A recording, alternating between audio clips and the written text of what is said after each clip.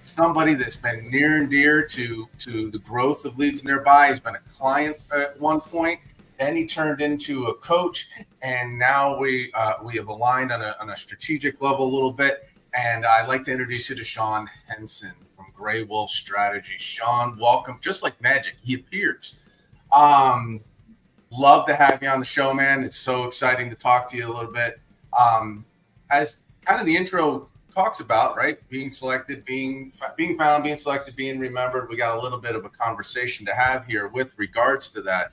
But I'll be quite honest with you. I'm going to go a little bit into our history, if you don't mind. Good morning, Mark, and that sounds fantastic. Let's dig into it, bud. Shawn was a client with an Integrity Home Solutions down in Florida with us.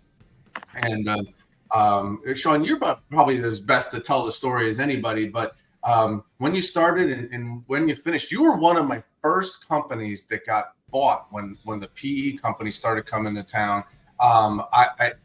Tell me a little bit about that in a quick summary, if you will. Yeah, absolutely. So we did have a pretty quick runway. It was very short. It was actually 49 months from open to sale. We approached our company, and you know this, Mark, with marketing in mind, right? It was all about brand awareness and who we were. And so not everybody knows this. My first hire at my kitchen table was a friend of mine who was a graphic designer. And I said, hey, Pete, I need you to help me build this brand. And by the way, I need you to answer phones and dispatch technicians and plumbers until we can actually hire people. And so that's kind of how we accelerated our growth so fast, was getting our marketing message out there. But 4 years, last year, about 10 million in annual revenue. And then I was one of the early ones to sign up for the evil empire of private equity and make the sale. So yeah, pretty quick run. I didn't say it. You did. Okay. Fair enough. So it was a pretty quick run. And one of the reasons I have you on here today, because I get this question, owners often wonder, what should their role be in the marketing of their company? I still today have clients that sign up and go, okay, good, marketing's taken care of, and they can go work on something else. And yeah, I get it. I understand that aspect of it. But I, as a marketing company, as a professional marketing company, need that owner's involvement, even if it's just 50% or some level of involvement. And I know you agree with me. What was your level of involvement as you were building out your company over those 4 years? Yeah, so I was really hands-on. I'll say there's two ways an owner should approach this. And I'm a sports guy, so I use sports analogies. Do you want to approach your marketing as the general manager, or do you want to approach it as the head coach? And so if you're that general manager, that's maybe the personality and the person who doesn't need to be in the forefront, but they can put the right people in play, right? Maybe it's an office manager, a service manager, a general manager. I mean, maybe the owner's wife or spouse. Sure. Maybe is who they put in play as the coach. If they're more hands-on, they've got the personality and they want to show the brand behind themselves, then they go in as the head coach in execution. But for me, it was real hands-on. I know your team well because you guys helped us tremendously. I could tell you I probably wore some of them out because it was a lot of emails on a weekly basis. It was bi-weekly calls. It was whatever we needed to do to make sure that we were staying on target, right? It's all about measuring those KPIs, making sure that those leads are being funneled into us, both by you guys, obviously, but also are we doing what we need to do to deliver for that, right? Because if I'm not answering the phones, if my guys are not converting in the field, right? So they kind of go hand in hand, right? So back to sports, one side is offense and one side is defense, right? And so offensively, you guys are helping us with the potential to score the points. Defensively, I got to make sure we don't drop the bag, if that makes sense. I'll tell you, it's one of the reasons you're here talking to me now. And as you've progressed in what you do now with Gray Wolf, right? You are a coach, and you talk to a lot of owners. And I know part of your coaching is to kind of help them understand and see that big picture. You can't just go and hire a marketing firm and expect magical fairy pixie dust to send all the leads, that they kind of need to be involved a little bit. And it's what I appreciate about our relationship immensely. And I know you know some of these guys, but I'm going to name drop a little bit here. I had posted this exact question to Facebook not long ago, and a couple of people I know in the industry, even some former clients, kind of jumped on it.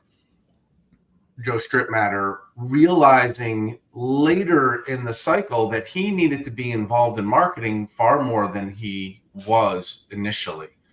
Corey Hickman had a similar revelation, and he talked about the E-Myth book, right? That you should be involved at some level. The thing that came from that conversation on Facebook was this: as a company got bigger, the percentage of time spent on marketing sort of shrunk. Is that something that you see as well? Like early on, you need to be very heavily involved with marketing, but as the company grew, did you find yourself less and less involved? So I didn't, but I was intentional in what we were doing for marketing. That's why we grew as fast as we did, right? It was, from the first year to almost doubling the second year to Sure. a 50% increase to another double, right? That was because the marketing was our lifeline. So what I'll say is every owner should have two job tasks, and that's it. Now I understand when you first start, you're wearing a lot of hats. And you don't have a choice. But to be honest, as the team grows bigger and the support grows bigger, right? So as the time goes on, it should be really, how do I acquire customers and how do I acquire talent to take care of my customers? And those should strategically align, and they should be marketed the same way. We should be marketing for employees the same way to support those customers. And by doing so, you grow the brand, you grow the opportunity, and then scalability gets a ton easier. But I would agree, a lot of the guys, there's some local owners here in the Bay Area where I sold that I would meet and have lunch with, and we would bring up these conversations. They had no idea what they were spending, where they were spending it, even who was pushing the buttons to make it happen. And there's a reason we kind of passed right by those guys very quickly. So, I mean, if you're in a comfortable space and you don't want to grow your business, you're okay throwing away money, keep doing it, but just understand the guy next door is going to take those opportunities. How did you get the background in marketing? I'll be clear with you, right? I have there's a lot of former technicians, right? They come up through the ranks and they decide, hey, it's time to go out on my own. They're really good at turning a screwdriver or a wrench, maybe swinging a hammer. But the moment they become a business owner, what advice would you have for them to learn or to educate themselves about marketing, branding, that kind of that messaging that's necessary or needed to break away from the crowd, so to speak? What advice do you have for them? Yeah, get uncomfortable. That's the first thing, right? If that's your comfort, if your comfort level's turning the wrench, then get uncomfortable. You and I met through Service Nation Alliance, right? A best practice group. Find your tribe, right? Or find your wolf pack, right? We're gray wolf, so I like to use the wolf pack. Find your pack, right? And learn from other people. If you're the smartest person in the room, it's time to find a new room, right? So that was one of the things I did early on, joining a best practice group. Now, my story is a little different. I've never turned a wrench, right? I came from the automotive background. So I had the school of hard knocks in marketing where I got to determine on the service side what we were running on oil change specials, where we were mailing them out, what we were doing with our intentional marketing, and then working for larger companies like Nissan and Audi and Ford, going to some of those conferences and listening to them talk to us about how our fixed operations should do those things. They brought in experts to guide us down that right path of things that worked, when to massage our database when it became inactive, things that we do here in the home service business. And taking that, implementing it early on, I think really was the big game changer for us as we were playing chess, not checkers, right? And so for some of these other owners, they may not have had that experience. So go find your tribe who does have that experience. Find those around you that do it well. There's so much right now this is on YouTube, right? So go down the YouTube vortex, and instead of looking at people TikTok dancing, go watch some videos on how to grow your business, right? That stuff's all free and out there. But I think the biggest time is get uncomfortable and be intentional in finding the answers. One thing I'll add to that is there are a lot of experts on YouTube, right? They read a Marketing for Dummies book, then they're all of a sudden a professional marketer. Listen to my advice to anybody on this that's wondering how to get more involved is to listen to as much as you can, but make what you listen to your own. Don't try to copy somebody. You are not them. Mark, can I jump in on that? Absolutely. Find a partner who will do the same, that will actually put that message out, right? Listen, you and I were both in a consultative type industry, right? Yep. Regardless, you push buttons. We are still consulting our clients, right? Find somebody, and by the way, you know just as well as I do, we're all selling the same stuff. I say this all the time. I didn't invent a new way to grow your business. There's not some secret thing in the lab.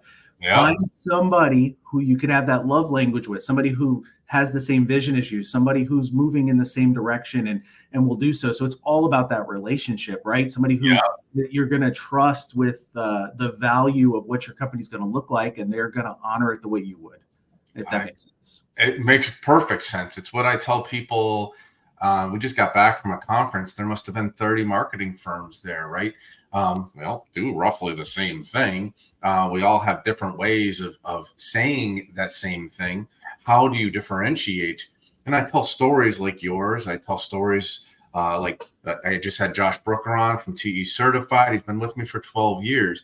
And you find the people that you align with on even a moral level or background level, or there's some sort of commonality there that, hey, I can engage with you on a regular basis, and it has excelled a lot of our relationships. I'm not a magician. I wish I was. I wish I people always joke, like, Mark, call the Google bat phone and say, hey, they're paying me now. Put them up at the top and send them all the leads. That doesn't happen. That's not the way it works. I wish it did. I'd probably be a wealthy man. But we talked about this last time I saw you. I mean, I made you wine and dine me for 3 years before we moved forward, right? I had to make sure we were on that same message. And so every time I saw you guys at conferences, right, I picked your brain, we kicked around ideas, and so this is not a paid statement by any means, but you guys took us from $4.5 million in year 3 to $10 million in year 4. So I wish I had made that move a little sooner. I knew the messaging was right. I'm a relationship guy. My previous person, I felt like they were still doing a great job, but I knew that at some point we were going to make that switch, and I just wish I had done it sooner. So feel free to pat yourself on the back on that one. I didn't mean to interrupt your statement, but I did want to mention that is I'm not just telling others. I mean, I even know where my mistakes are at. I appreciate that very much, Shawn.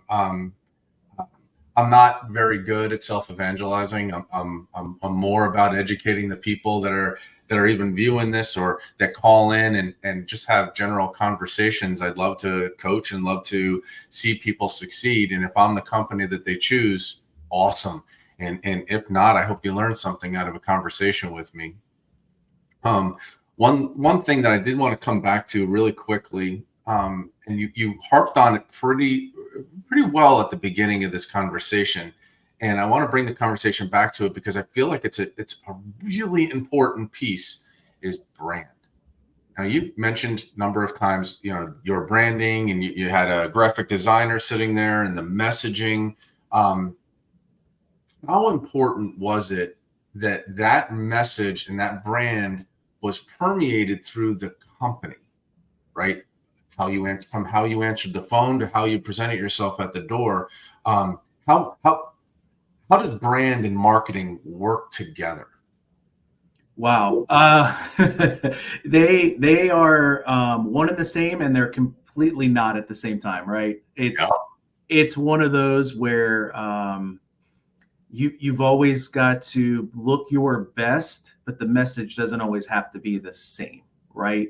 And so I think the important part is making sure, one of the things we did early on is we built a brand guide, right? We knew what colors could and couldn't go together, what fonts we were using, how the logos could be used. There were certain, I thought it was crazy at first, but there were certain colors we could use, but we couldn't use if we combined them with other colors. Like at first I thought it was a little silly, but as I saw the brand grow, I realized what we were doing. It was a very clear, concise message that every time you read whatever information I was putting out there, you still knew it was from me. You were getting that multi-touch point, and I was showing consistency. And so the funny thing is, early on, a lot of people said, "Are you part of a franchise?" I got that quite a bit, and I took that as a compliment. It just meant that we were organized enough that people looked at us and went, "There's got to be more behind that than two knuckleheads at the kitchen table." And so I think that's important. Is staying in your image, staying the same regardless of what the message is you're putting out there. I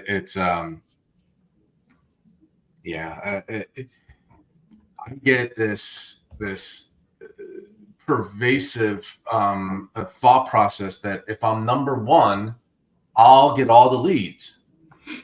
And I have, most marketing companies can tell you, you could be in the third position.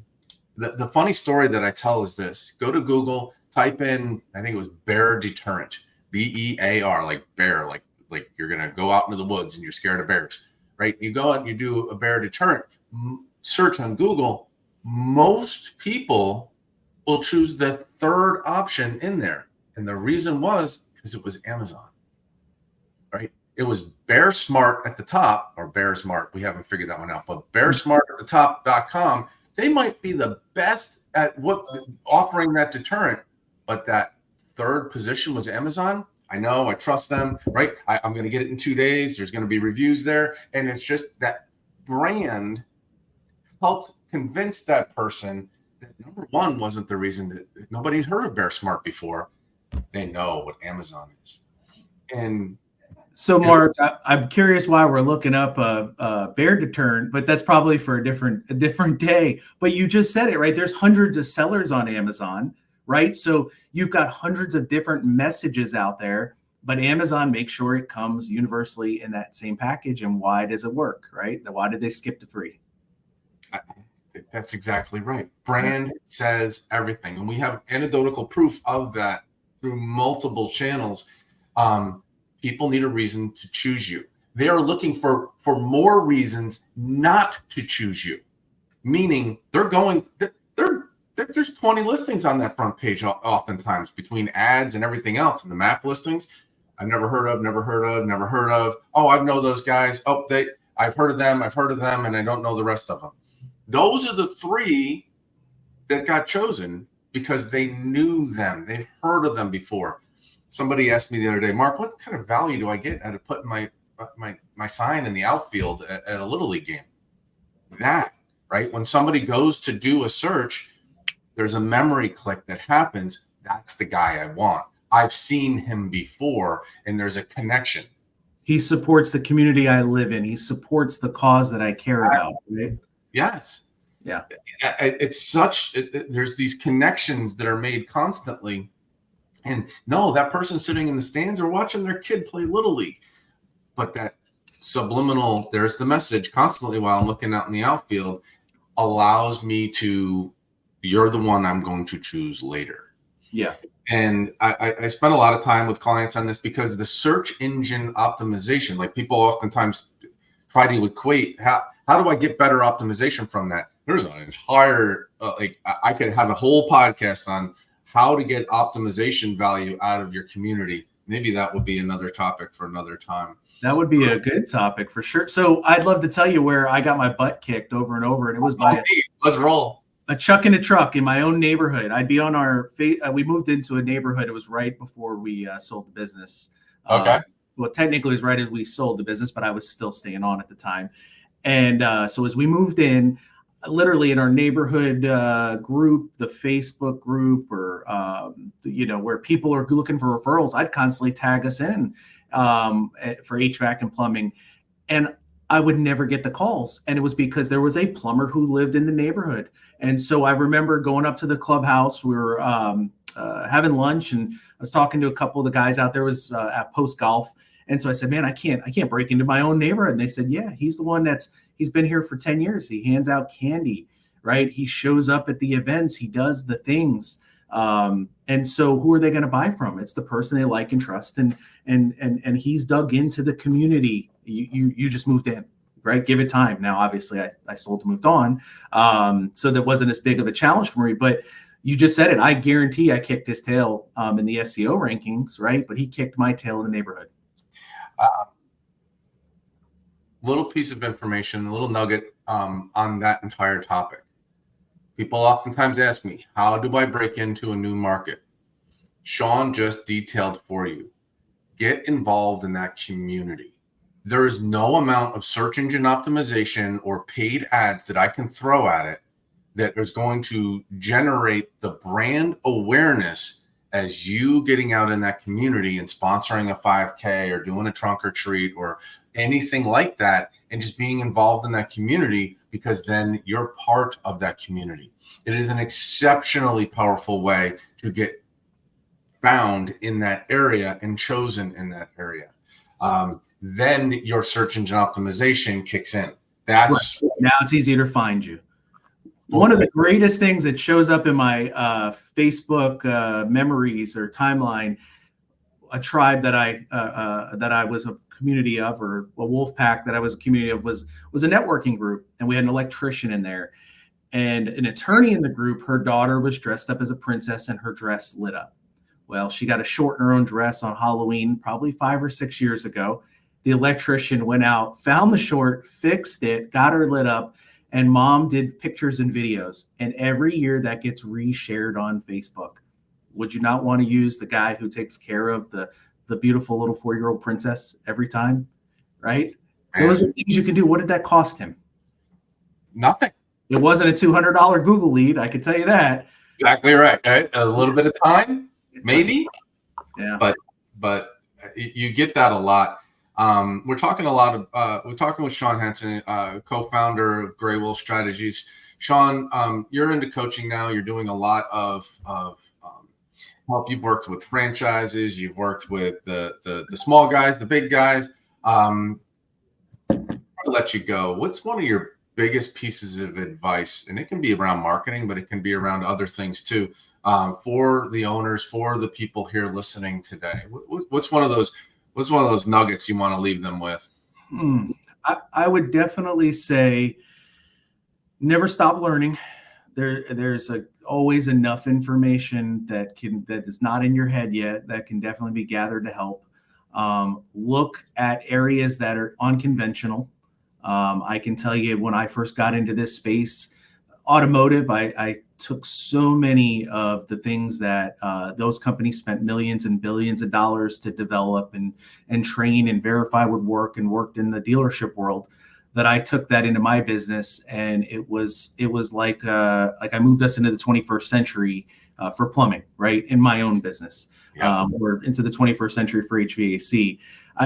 So look outside the box. Look at systems that work. As simple as it could be the food truck and how the guy is taking orders and delivering food, to, as high as how Elon Musk is building Teslas, right? There's inspiration in everything we do, because the truth is, a good process is 6 or 7 steps, nothing more. And if it is, that's where the errors and the problems come. So look for where that success is at. Look for it differently than how you're doing it yourself. You can grow from that.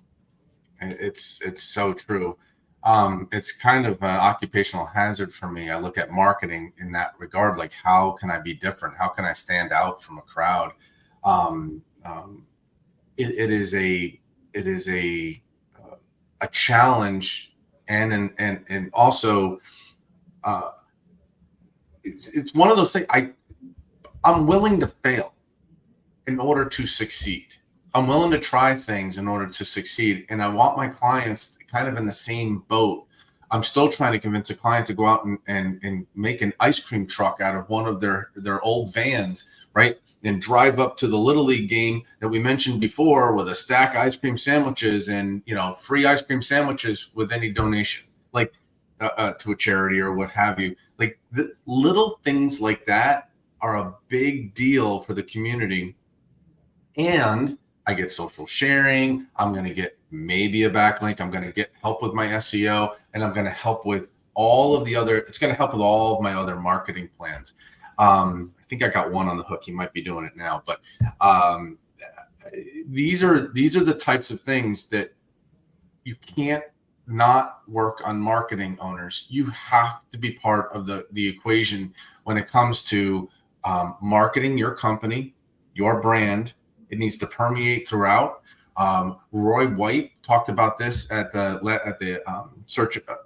Service World Expo, talked about culture and brand and how that permeated throughout his company. He's got signs all over the place about who he is and what he does. And that adds exponentially to your marketing efforts. It does. So you just mentioned Roy, right? Those signs are great, but when you talk and you see Roy, and obviously I know Roy, you see that those signs match who he is. Yep. That's the key, is right. We can put anything on the wall, guys, but if you're not living it, people will see through it quickly. There's another huge piece of advice, guys. I hope you take. Shawn, I'm gonna wrap up here. Man, I appreciate you taking the time. How can people reach you?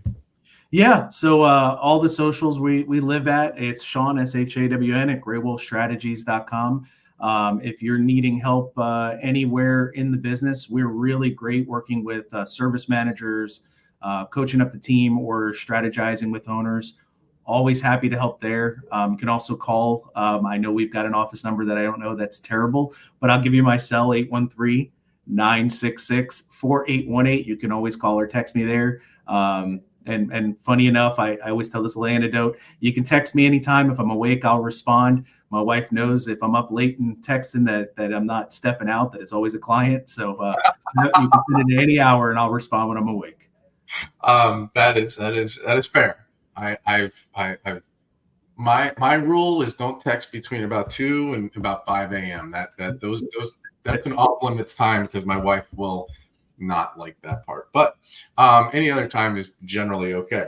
Definitely appreciate the time today, Shawn. Thank you so much for taking a moment, sharing some knowledge with us, and thank you again. We appreciate it. Mark, thank you so much for the time, bud. If you ever need anything, you know where I'm at. I got you, brother. Thank you so much again. Bye-bye. It's Mark Sherwin's Contractor Marketing Soapbox. Call Mark to learn more. 919-758-8420.